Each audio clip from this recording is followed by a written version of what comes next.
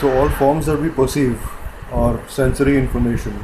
It's either light or sound or texture or taste or smell. And consciousness, the absolute reality, Shiva, whatever you want to call it, Krishna, it is the source of all information. And all information appears to consciousness, is form of consciousness. Every piece of information is some form that consciousness is taking on, and that form is being perceived by consciousness. And each of the forms that we perceive arise from consciousness, are perceived by consciousness, play out their lifespan in consciousness, and subside back into the very same consciousness after their lifespan is complete. So, since all forms are impermanent,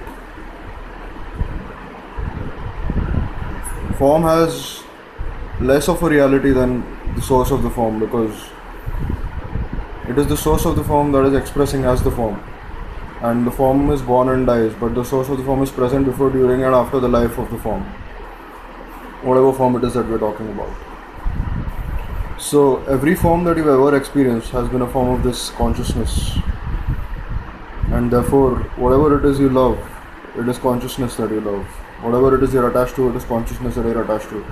Whatever it is you're interacting with, it is consciousness that you're interacting with. And you yourself are this consciousness, interacting with itself within itself in an infinitude of ways.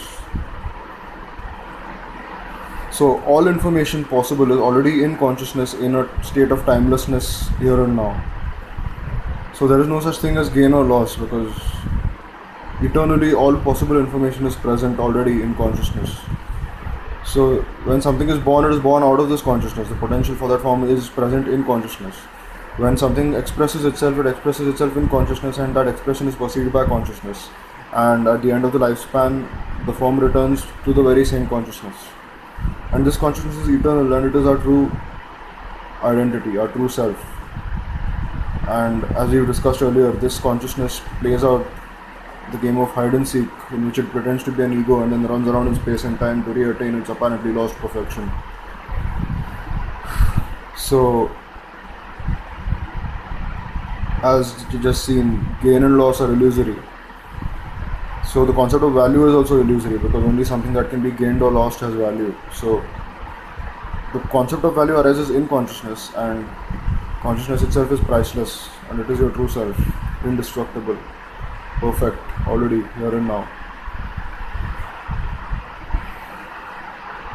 It's like a movie. Every individual human being's life is a movie that is playing on the screen of consciousness.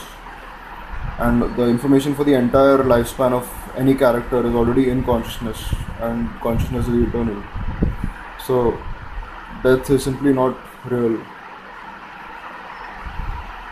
and suffering due to attachment is seen to be unnecessary, because you cannot lose anything.